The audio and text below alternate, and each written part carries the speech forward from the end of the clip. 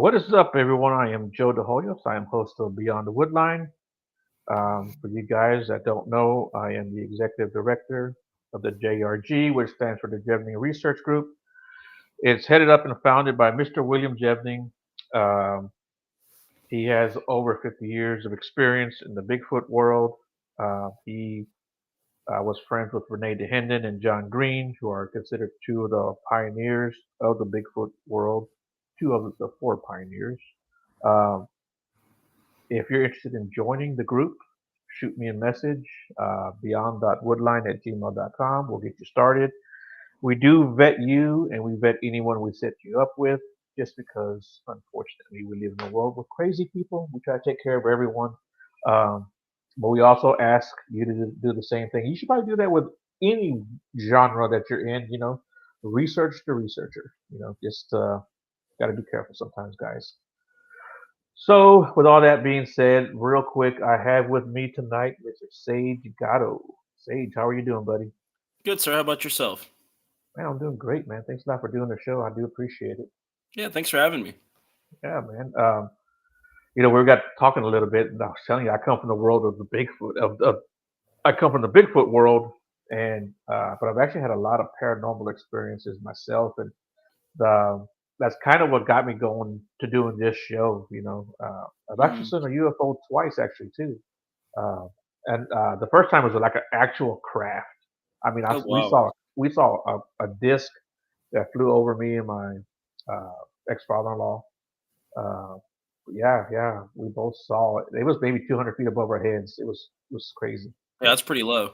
yeah, we were fishing and we saw this thing, and so it was just like I haven't yet experienced Bigfoot, at least seen one. I've had some crazy stuff happen, stuff thrown at me, vocals and the tree knocking and all kinds of other stuff. Just haven't had put my eyes on it. But yeah, Miss Sandra, she says, "Good evening, Joe and Sage." She's my ride or die right there. She's been with me forever. Oh, there we go. Good evening, Sandra. How are you? Yeah.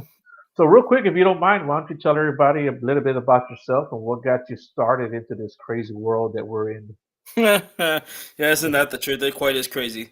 I'm Sage Gatto. I'm 27 years old. I'm from Pittsburgh, Pennsylvania. I've been in the paranormal literally since I was a baby. It's just been something I was exposed to at a young age, growing up primarily in a haunted house. And it just always been something that piqued my interest ever since I started watching the TV shows in the early 2000s. Starting with Ghost Adventures and Ghost Hunters and all those kind of exposed me to the the realm of abandoned places that seen horrible atrocities or just bad things happen in general, and kind of really piqued my interest in, like, one, are we really the only ones out there, and two, if it's actually real or not. So growing up, I never really got to do a whole lot. Just watch TV and did my own thing. And when I finished high school, I decided, what, I really want to try this out. So I ended up buying a ticket to a local groups event up here north of Pittsburgh at Hillview Manor, and end up having one of the best nights of my life. And that just kind of driven me to go out and buy all sorts of fun toys and gadgets that you see on TV. And here we are, 6, 7 years later, and probably about $3, $4,000 later of equipment. And I've been pretty fortunate to travel close to about halfway across the country, doing all sorts of different investigations. And I also tie in my passion of history, in with my ghost hunting as well. Being a big Civil War buff, I get to travel, do all sorts of battlefields, and you wouldn't believe the amount of paranormal experiences we have, not even looking for 'em, on these battlefields as well. So it kind of is a perfect world kind of scenario for me, where I can tie in my passion of learning history and learning about historical figures, and even having paranormal experiences related to said figures while in the place that they were. So it's a really awesome thing for me. Yeah, that sounds really cool, man. I really enjoy that. This is my mom. She says, "Good evening." Oh, Uh, okay. yeah. So, you're a Civil War buff, right? Hmm. Um, so, have you ever been to Texas? I have not made it to Texas yet. So, like, okay, so here in Texas, of course, we have a big, rich history of the Civil War too, Right. and like downtown, maybe not really in downtown, but it's right near downtown is where we had like the Houston Zoo, our Museum of Natural History, uh, the big park, which is called Herman Park, and right next to the medical center. So that whole area was at one time like a basically like a big field hospital for a lot of the Okay. people that came there, and of course, a lot of people were, unfortunately didn't make it. Absolutely. So uh, a lot of those buildings in that area are built on top of graves, right? Because I can Texas is like imagine. one of 3 or 4 states where you don't have to exhume the bodies to build. So, uh, yeah, I bet you'd love it down there because I've actually been down there and we've seen orbs, picked up EVPs. Hmm. People actually still to this day report seeing apparitions and stuff like that. It's Oh yeah. crazy little area down there. Yeah, you Yep. probably love it. Yeah, it's even crazier. Like here in Pittsburgh, we have a national aviary now for like it's a more of a earthly kind of museum esque place now, and it's people go to see like different plants and birds and other animals of the sort, like a botanical garden. But what other people don't expect was that land that it sits on was actually the original Western State Penitentiary that was built in I want to think it was the early 1800s. I'll have to double check the history on that. But it was there during the Civil War and actually housed Confederate prisoners during the war and saw its most influx after the Battle of Gettysburg, only being a handful of hours away. Yeah. So they I didn't know that story until recent because I did a quick Google search and was trying to read up on haunted history of Pittsburgh and found out there's a lot of people that have visited and a lot of workers that say that they've seen Confederate soldiers walking around. And I was kind of like interested on that. And when I researched the history of the area, I was like, well, doesn't that make a whole lot of sense? Yeah. I thought that was pretty interesting. So I'll tell you another crazy story. This was several years ago. I bet, man, it has to be close to 20 years now. Um, uh, so I used to have like a part-time job. I used to work at Best Buy, Okay. and all the kids there knew that I was into all this stuff. So they wanted to go one night. There's maybe 7 or 8 of them. They wanted to go one night to go look for this cemetery. It was a Civil War cemetery, and they were Okay. like, "Yeah, it was like it was almost like a myth or a legend because no one could ever find it." And I put that in air quotes. And they were like, so, me being the oldest guy, they were like, come on, Joe, go with us. Come help us find this Right. place. I was like, okay, I'll go help you guys look. So we went and we pulled off on the side of the road. There were some railroad tracks. We crossed the railroad tracks. We had to walk through a wooded area. We come to a clearing. It was a big clearing. I don't know, maybe 50 yards in diameter. We walk through Mhm. that. We get to the woods again. And once we go back into that area, it was like a homeless, I don't know what you want to call it, camp or little village or whatever. They Yeah. had all the tarps set up, and we were like, you know what, we better get out of here because you could tell it was still being used because Yeah. unfortunately, it did smell. And we were like, if these guys come back and we're here, they're not going to be happy, right? So we Yep. walk back out of the woods, and we get to that clearing, and we're finding headstones, the small little like headstones about this big that we didn't Right. see go coming in, and that was the craziest thing. And then the fog was coming in on top of that. That was crazy. It Yeah, was one that's of the the creepiest weirdest. thing is when you're in cemeteries and that fog rolls in. Yeah, and yeah, that's when we started. We were like, how did we walk through this the first time? I didn't see anything, but on the way back, Right. we're like, holy, yeah. And they didn't have names, but they had dates. Yep. So if it was a Civil War cemetery, I don't know, but they certainly correlated with that time. So yeah. Could have been like a some form of cemetery that was related to a camp too, that maybe were just housing wounded or sick or Yeah, whatever, and they may not have even known who they were, but when they passed, they want to right. make sure there was some form Yeah, of there you go. marker. Yeah, there I you know go. that Yeah, was prominent in the South as well. yeah, yeah, that's pretty good. Yeah, and then of course we have the Battle of the Alamo, and then the Hmm. Battle of San Jacinto, which San Jacinto to the east of Houston, and so like all along this big corridor between San Antonio and Houston are these little spots where battles took place and are supposedly haunted. Oh, And absolutely! I can only yeah, imagine. yeah. They say there's like some missions that are just south of San Antonio. I mean, like 30, 45 minute drive south of San Antonio, where people go and they have all kinds of activity there. There's a place just south of Houston, maybe like an hour south, called Victoria, Texas. There's a Okay. mission there too, and yeah, they had some battles that happened there, and still to this day, teams go there and they get some pretty good results there too. So I can only yeah, imagine. Texas is so rich with, unfortunately, that kind of traumatic experiences. Yeah, I'm sure. darker history. Yeah, yeah. And then we're right next door to Louisiana. Louisiana is crazy in itself. Have you ever been there?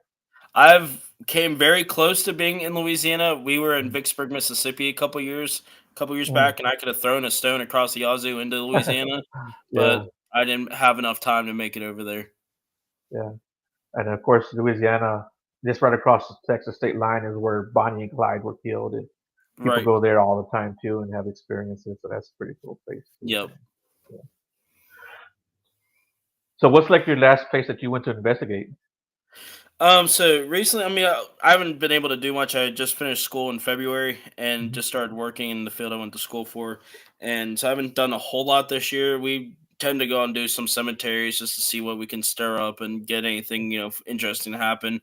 But my last like formal investigation was last November. We were out in New Jersey investigating the White Hill Mansion. Mhm. I don't know if you may have heard of it or not. It's been on TV a couple of times, Yeah, I've and heard of it.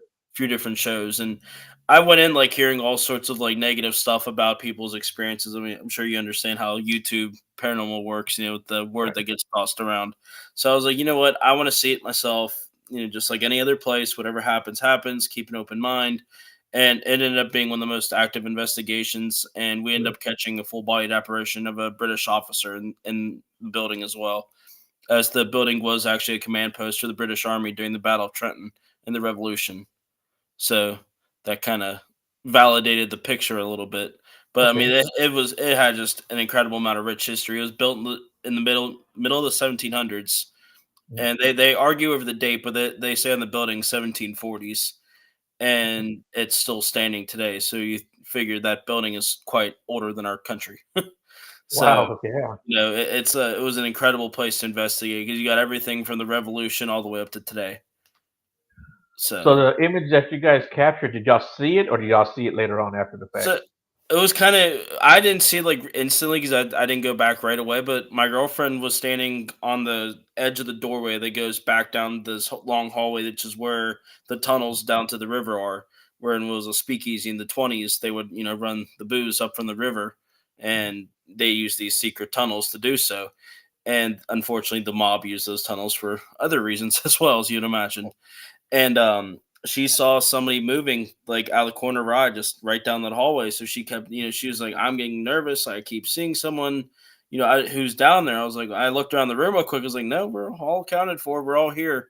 So I went to the end of the bar, which was shaped like an L, and I just started snapping mad pictures down that hallway, hoping that maybe something Mhm. would just pop up. And lo and behold, in the very first picture, you can see the full outline of a British officer resting on the hilt of a sword. Oh, wow. That's pretty It cool. was I because Oh, at first I only noticed it was somebody because his arm was almost like bent like this because he was bent down onto his sword. And then mhm. when I followed, like started retracing, then you started seeing the buttons, and then you Right. saw like the collar, like how it was like folded up, and I was like, oh my goodness, I'm looking at an officer right now. This is incredible. That's pretty cool, man. So Yeah. it took a little bit of piecing together, but once I figured it out, it was you couldn't unsee it. Mhm. And have you ever seen one personally with your own eyes? Yeah, a couple of times. The most recent and most memorable for me had a connection to the Civil War. It was in Gordonsville, Virginia, at the Gordonsville Receiving Hospital, which is now known as the Exchange Hotel. And we were running a group for the guys that I investigate with a lot, and we're fortunate to be on a TV show with. And we were running a group for them, and we were in the receiving train depot where the wounded would have came in off the trains, and there's six windows, if I remember correctly, around the outside of this building, and there's four directly in front of you, and they have a long wraparound porch that goes all the way around now. And we were had a probably I think an hour and a half, 2 hours already into the investigation at this point. We had like our third group, I believe, with us. And I ended up seeing a Civil War soldier dressed in an officer's uniform of some sort just stroll right across the windows, real slow. And the second he passed like the third window is when I realized that I could see the gray uniform and see the full patina of him, but he almost had like a grayish smoke outline to him, and that's when I realized this wasn't a human being. That I'm seeing like a living person.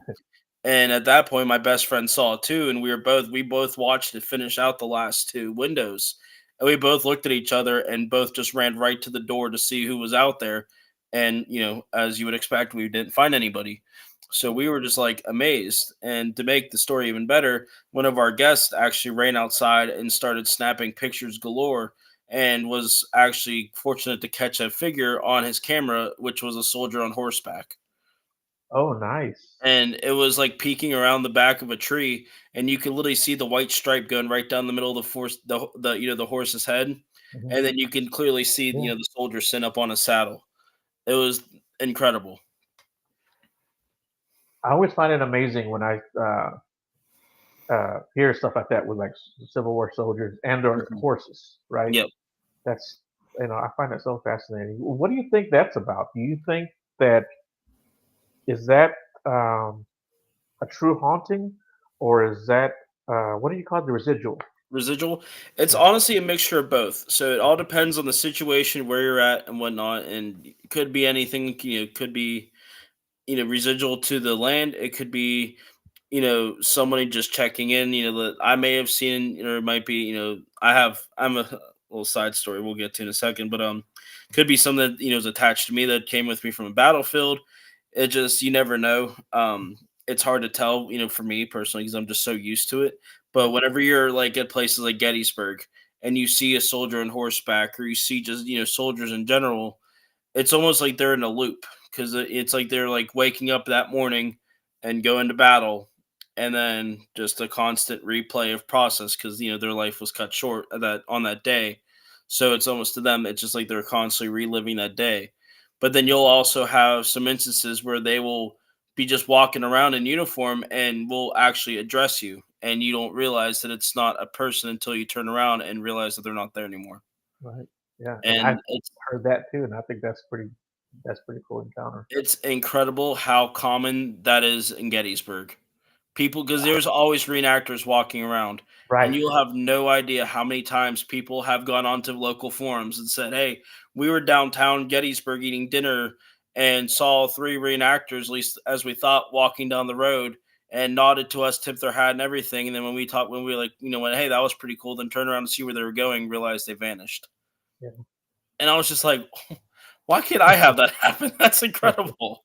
Yeah. But the story I wanted to get to, we pretty fortunate to travel a lot, and I've been more or less blessed with the ability to communicate with mediumship abilities, and I've been around psychic mediums that have told me it takes a level of leveling up to continue to learn about your true ability. And the past couple of years, I have actually used my ability with paranormal research and history research as well, and connecting with soldiers from battlefields. And more times than not, they will hitch a ride home, and because they either want to get out where they were brutally, ended their life at, or just want to talk to somebody. And it's real tricky. It's real, I have to be real careful with this stuff, but I make it crystal clear, like if you can't respect me or my family, my friends, my house, anything, I don't, you're not welcome to join us. But if you can, I will tell your story for you. And I haven't had any issues yet, knock on wood. And we'll actually sit down and, and research these individuals. And we either use my abilities to pluck a name, or I'll use, ghost hunting techniques through the spirit box, or, any form of method I can use to talk to them. And the second we get a name, whether it's, my friend helping me who's also an intuitive, or myself, we'll cross reference the name and what information we get through our National Soldiers and Sailors database, and we'll actually find and pull their full military record, and we'll learn everything about this person and prove not only was this genuine spiritual connection, but this was actually someone who did fight and die at the battle that I visited. So it's like it brings a whole nother meaning to me, because instead of just like going out and figuring out like who's there, it's almost like placing a name on someone that was forgotten, because no one back then carried identification cards really. Right. Right. So to me it's a real heavy and moving ability to be able to sit down and put a name on a possible blank headstone, or put a name to a story that might just be marked with a regiment number. Mhm. So it really means a lot to me to be able to do stuff like that.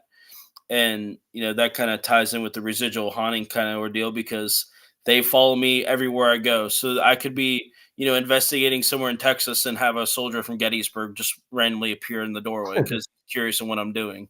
Right. So it's I would like to say yes, that's a legitimate haunting, but also sometimes too I kind of contaminate, if you Right. will. Yeah. So let me ask you this: Yeah. have you ever had any one particular spirit or two particular or however many follow you around, and you Yeah, say, so okay, everywhere I go, mm, I have at least 8. They've been designated like my spirit team. They're protectors of mine. mm, As I tell their story and protect them and protect their memory in a way, and they help protect me. And they actually all kind of like grown to like learn their certain ways of how they can help me. Some stay close to me and like kind of keep my personal energy intact. Some mhm, will actually keep the energy around me intact. So if I'm like feeling uncomfortable or nervous or feel like something's off at a location, all I have to simply just state is, guys, I feel nervous right now. Can you please help? And just give it a matter of 5 seconds, and you'll just feel the darkness just get pushed away. okay, And yeah, I don't understand how they do it. I don't think I ever will understand how they do it, but it's just an incredible gift to have because if it doesn't just have to be me. If we're as a group, collectively investigating somewhere, and things really start, like shifting, the energy shifts, and it's getting real heavy, real quick. I can just simply say, guys, we don't want anything negative around. Please help us. And the same thing, they'll isolate the room to what we're just trying to do. mm, So it's a really incredible thing because, like I said, I know where they came from. Have their names and their full profiles on my phone. But the fact that they are able to follow me and like kind of work hand in hand with me as a friend would is right. incredible. Yeah, and I like that a lot. I think that's a good thing that you have them around you. Yep. Um, it is I don't want to get too personal. You don't have to answer it, but are any of them family members? Yeah, I have. My grandma passed before I was born, and Okay. she was the reason why my family believes that I was even able to be adopted. They were actually selected to adopt overseas, and if I remember the story, my mom told me correctly. It was just no more than a day or two before they were actually supposed to go make their selection. They got a phone call from their attorney saying that I was born, and they asked if they wanted me, and it Mm, was a 0.01% chance of them getting a child from the United States.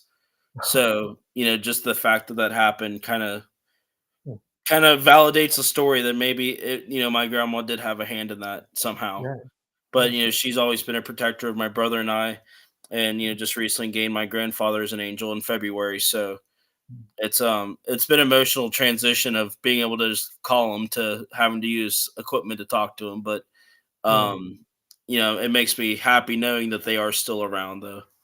yeah.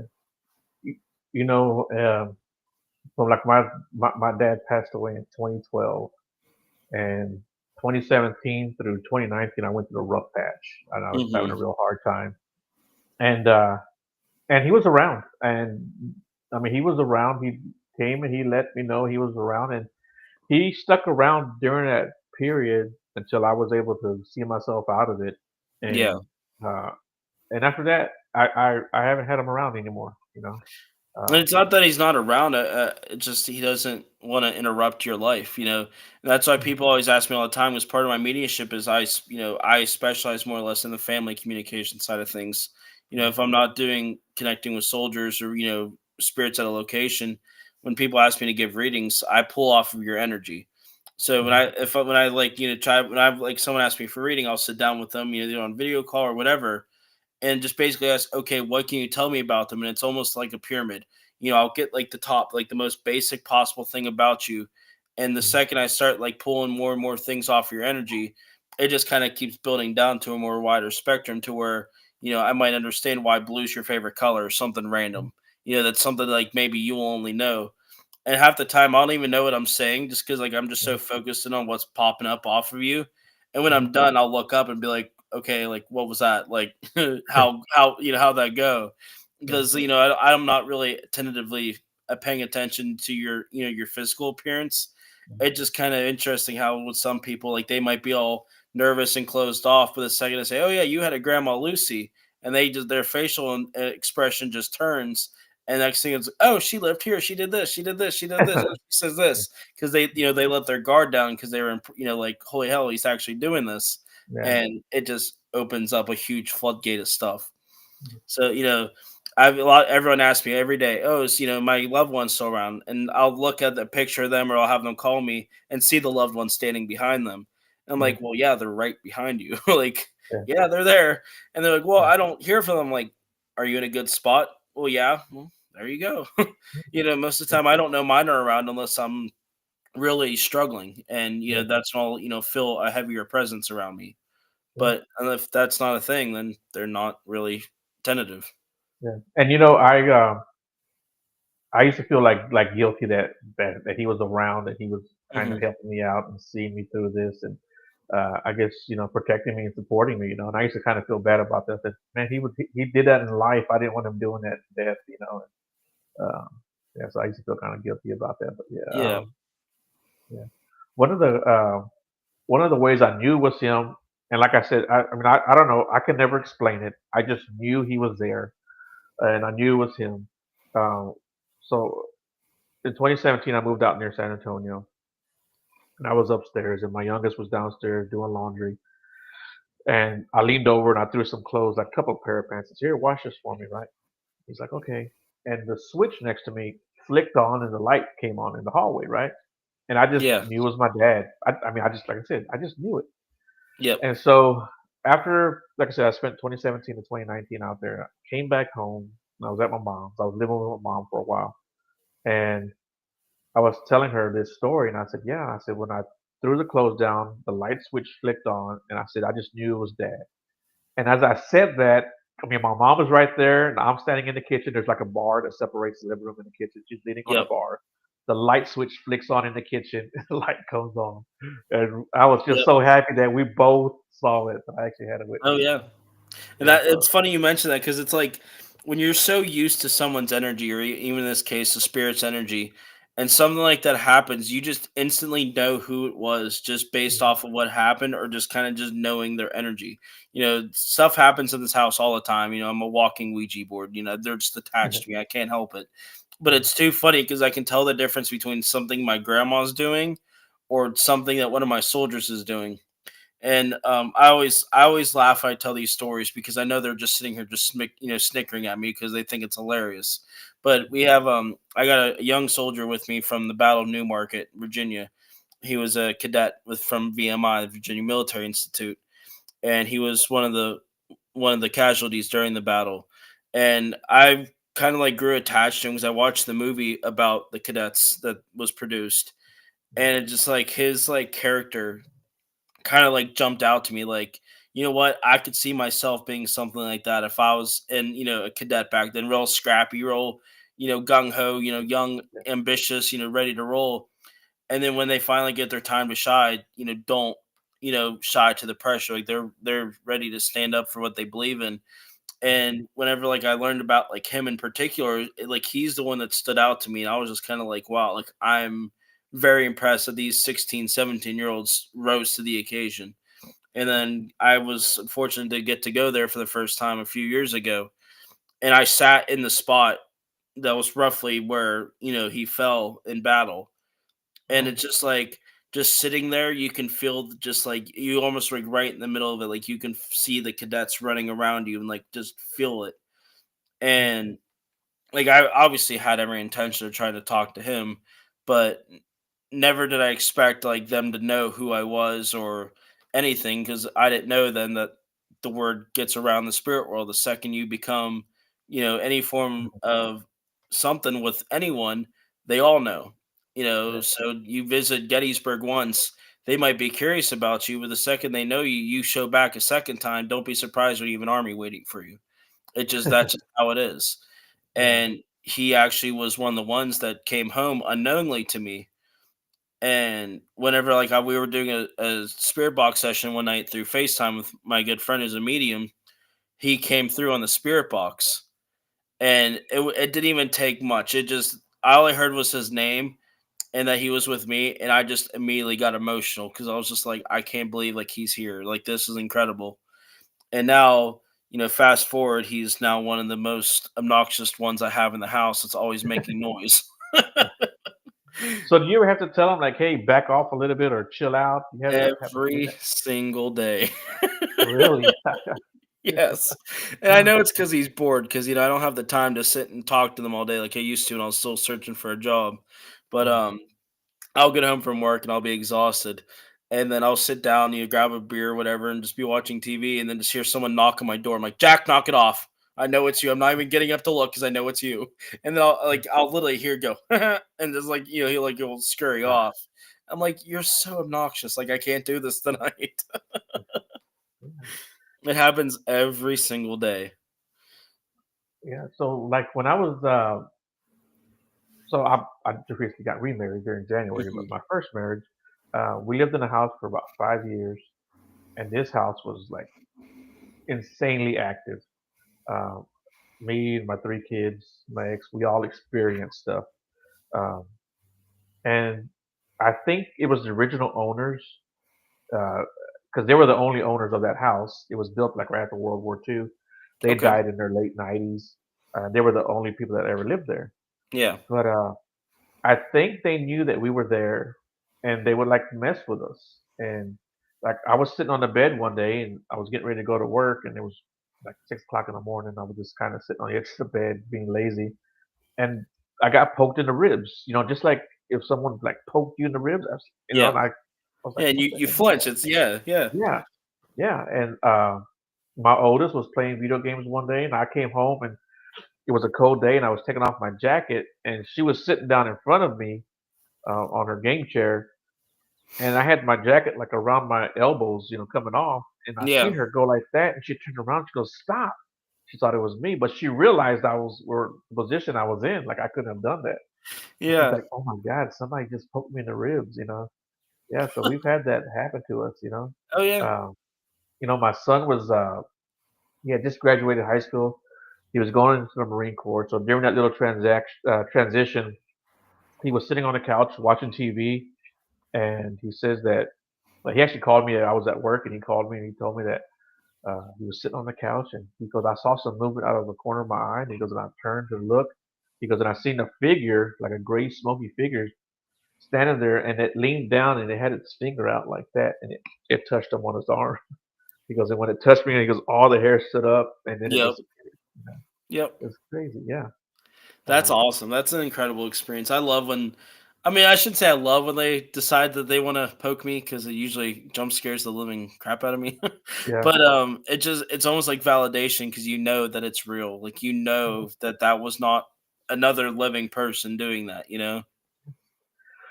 One time we were in our kitchen, and we were doing some remodeling on the master bedroom, no, the master bath and the hallway.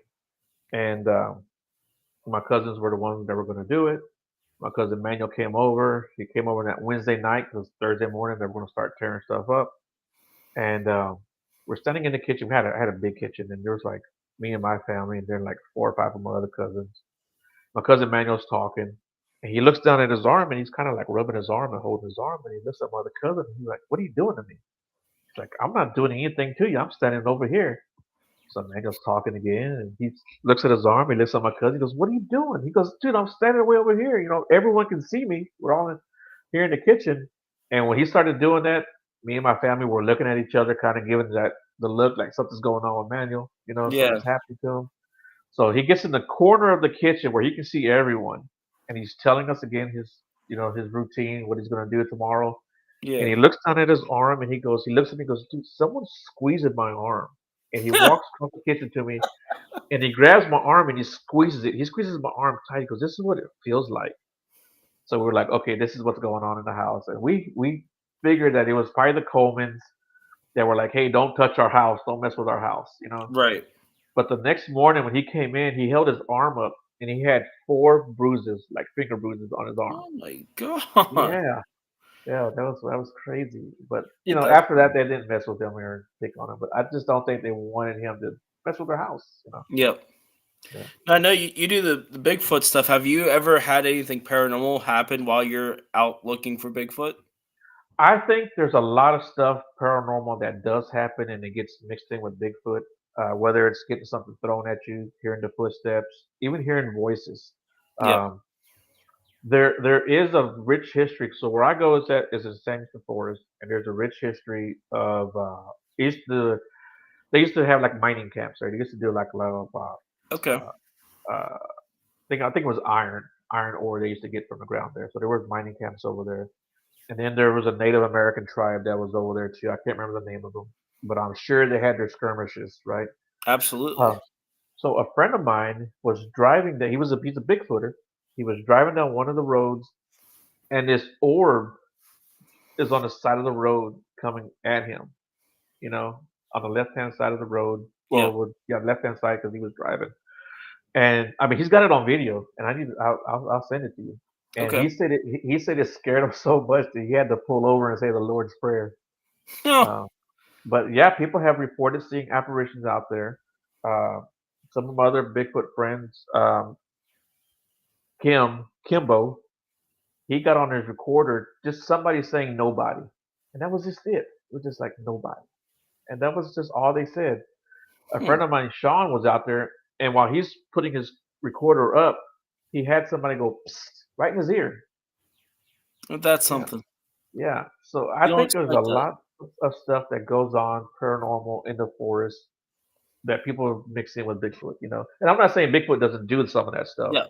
but I think probably when people are like, "Man, I heard footsteps, but I didn't see anybody," I think that's probably more paranormal. Yeah, that's Um, what I truthfully believe. Like our two worlds collide in the fact that we need to stay open minded regardless of what it is we're researching. right. I've watched so many TV shows that, it kind of clogs my mind when I go to these places because I'm like, oh, I remember on TV, this person had this or this person said that. I kind of had to teach myself to go to these places with an open mind and let my story be told and let Yeah. what's meant to happen happen. And that's no different when you're out urban exploring or bigfooting or whatever it might be is you're doing. Because if you go in with the full expectations, oh, I know last week Joe was out here and this happened to him in the woods, and Mhm. I'm expecting that exact thing to happen, I'm going to be upset when it doesn't. Yeah. So, like I kind of learned that I need to go out and keep an open mind. And I feel like when people do that, you never know what's going to happen. I mean, we went out looking for ghosts at an old mining camp that's abandoned way out in the woods out here and end up having a UFO sighting. Mhm. Same difference of, being out in the woods at an old cemetery. And honestly, I'm not too quite sure what it is, but we captured some form of Native American chant or scream or whatever coming from the woods, and we were deep in the woods of Appalachian, mountains. So I don't know what it was. I couldn't tell you because we didn't hear any trees rustling or branches crackling or leaves, anything on the ground Mhm. making any noise. It was dead silent until all of a sudden the scream is just filling the air, and we were like, okay, we're getting out of here. So Yeah. it just you never know what's gonna happen. And so there's one area that we investigate, and uh, we went there, and me and my buddy Walter, we each bought like the big pack. I don't remember if it was a double A or the triple A with like the 18 or 24 pack of batteries. It Right. was one of those. It was a lot of batteries basically, and I had a night vision binocular, and so I turned it on, didn't work. So I put some batteries in it, still didn't work. We went through 2 packs of batteries that didn't work, right? So we were like, well, we're just not using this thing tonight. So we didn't use it.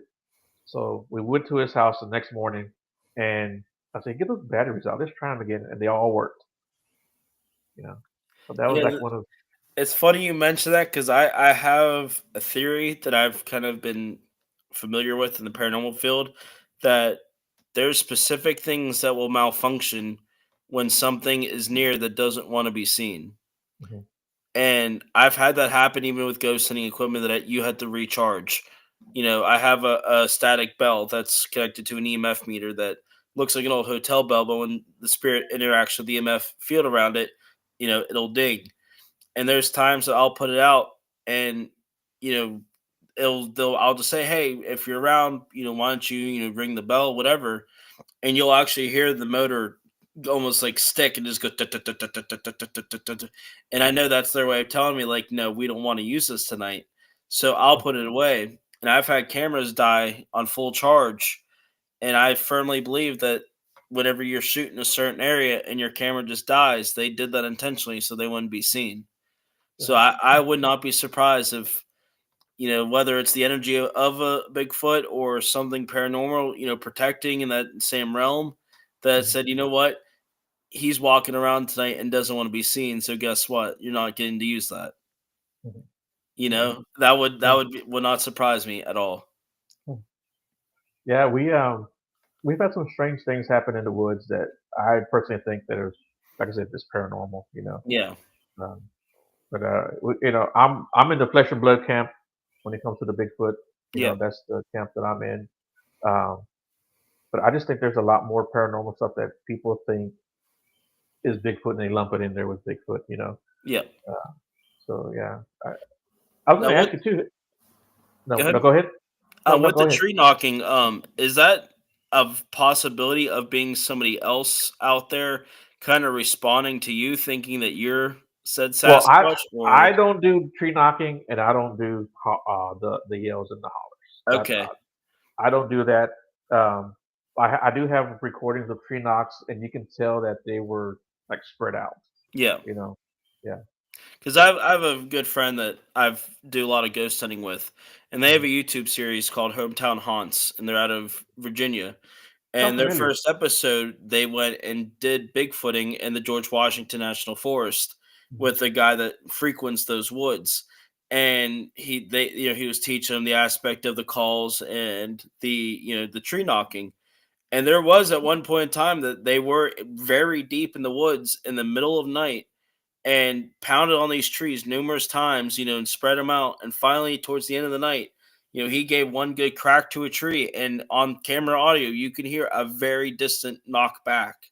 Mhm. And I'm sitting thinking to myself, I've driven through this forest before. I've know how heavy and thick it is, and how unlikely it is that there's somebody else out there. Right. So, what could that have possibly been? you Yeah, know? I have family members that have land outside of the Austin area, and hey, Barbara, thanks a lot for tuning in tonight. Um, and they've had this land. I bet it's been 40 years in their family now. Uh, and when they first bought the land, because they got a big trailer out there now, uh, but when they first bought it, they didn't have anything. They would just go out there and just have tents and camps, and sometimes they would just take those long lawn chairs and lay out, all night long Right, just to kind of enjoy the land for themselves. But they would tell me that, um, like 2 or 3 o'clock in the morning, they would hear these loud bangs, and they were like, "Who the hell is out here in the woods in the middle of fucking nowhere?" Right? It's right, called the Hill Country, uh, up near Austin.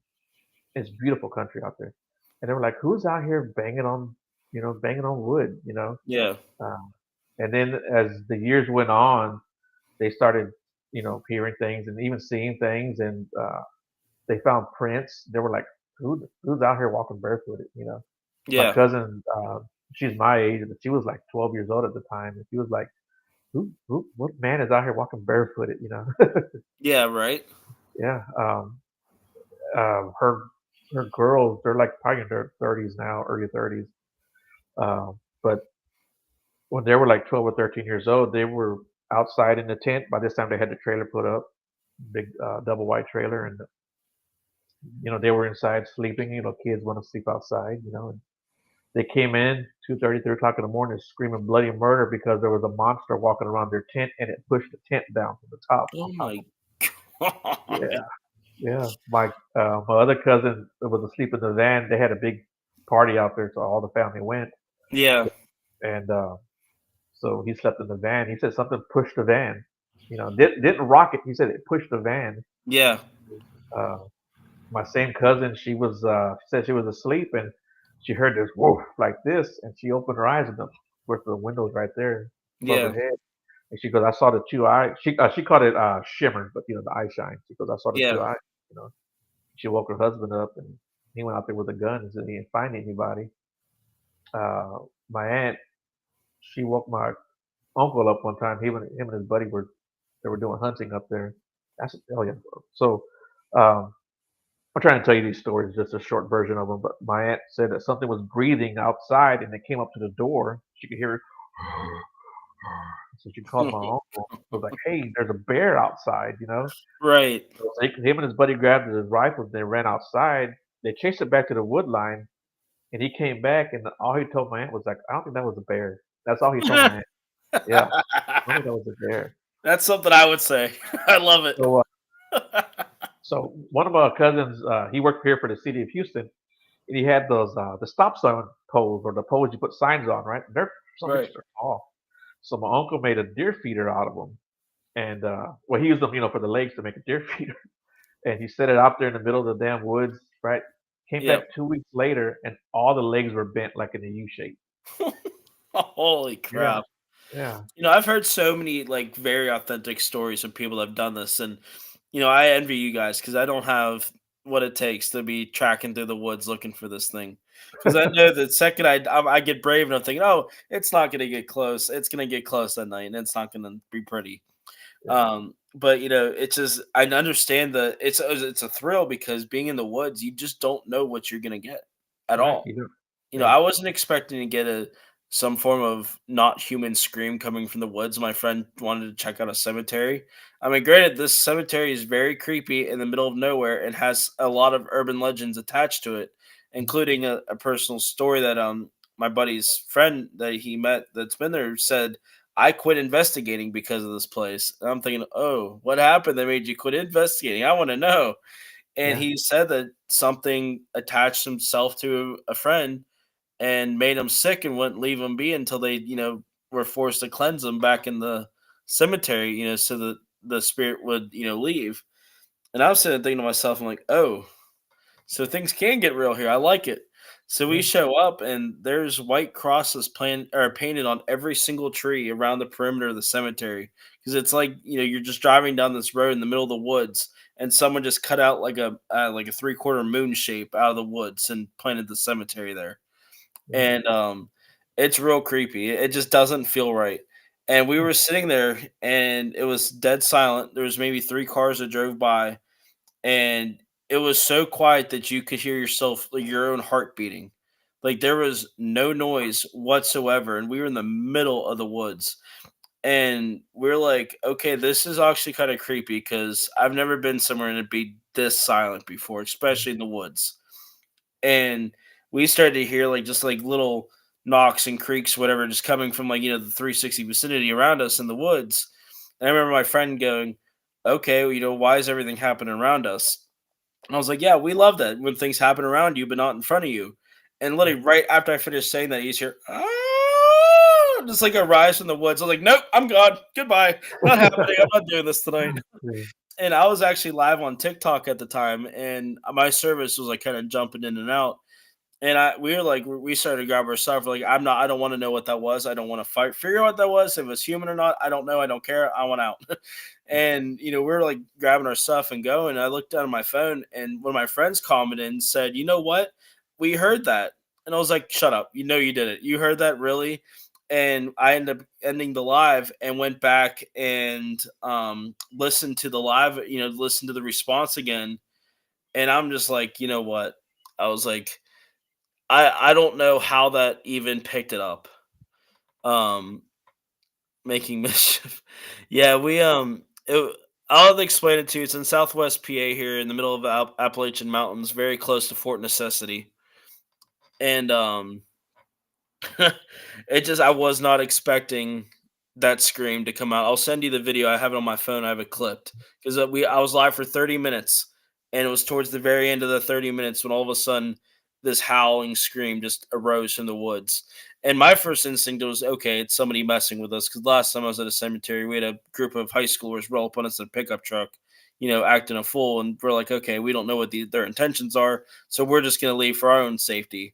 So the second we hear this scream just arise from the woods, I'm just sitting there thinking to myself, like, okay, this has to be a human. I'm getting out of here.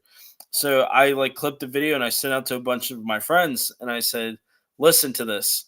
And every single one of them went, guy, that's not a human. And I was like, oh, cool. Just what I wanted to hear. I was like, what is that then? And this is that's when I really started to think. I was like, you know what? We didn't hear any footsteps. We didn't hear any leaves rustling. We didn't hear any branches cracking. We didn't hear nothing. And all of a sudden, this howl just arises from the woods. Like, how do you explain that without sounding crazy? And this was Michelle. She's a great, great person in the paranormal field. You guys need to go check her out. She's got great content. Okay, Yeah, yeah, absolutely. yeah. Well, cool, man. We're coming up towards the end of the show, man. I want to give you kind of a chance to talk about your channels, your social media, whatever you want guys to follow you on, or Awesome. Yeah, you can that'd be find you. fantastic. Yeah. So I go live pretty much daily on TikTok. I've been trying to really grow a team on there, good at following on there. I struggle with Instagram and Facebook. I do have accounts on there as well. My team name is at Still City Ghost Chasers. It's the Still City Pittsburgh, just with Ghost Chasers at the end of it. Like I said, you can find me on TikTok, Facebook, and Instagram. I do go live daily on TikTok. I'll probably be live on there this evening after this. Um, you can also watch an appearance of mine on TV. If for you guys watching, it's called Ghost Mob. We are on YouTube and Prime Video. It's a most recent television production from Chris, Mike, and from the Tennessee Wraith Chasers. They were on Travel Channel for Haunted Towns and Ghost Asylum. And since the team split up, those two decided, you know what, we want to continue, doing stuff for TV, but we want it to be our project. And being good friends with them for several years now, I was fortunate enough that they actually asked me to be a part of their most recent project. And you can see me as well as nine of my friends on their St. Albans Sanatorium episode. That's episode 1 of Ghost Mob. So you can find that for free on YouTube, and I believe it's still 99 cents on Prime Video. All of our interviews are on YouTube as well. You can watch that.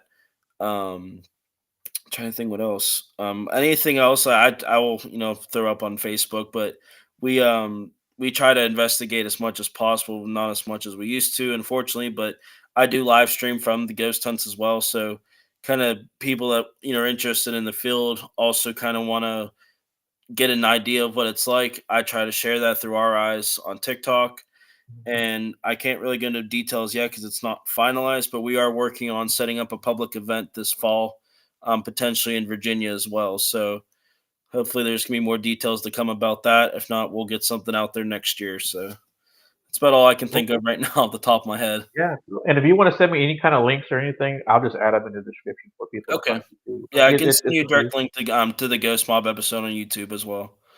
Okay, cool. And this is Mr. Anthony Ceballos. He's in San Antonio, man. Good dude to go Okay. out with, dude.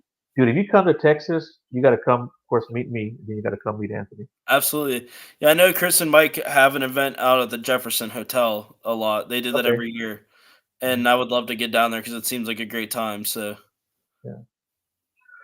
Well, cool beans, man. Dude, I can't tell you how much I enjoyed having you on the show, man. You're a great guest, man. I got I to have you appreciate on that. again. Yeah, man. Absolutely. Yeah, Yeah. there's a whole lot we can ramble on about with history and ghost. That is Yeah, for for sure. sure. Yeah. Yeah. I think we didn't even scratch the surface, really. Yeah, Yeah. absolutely. Well, cool, man. Hold on. Don't go anywhere. Everyone else, I have a show next Monday. I don't know who I have. I never know who I have, as you guys know. But check me out next Monday.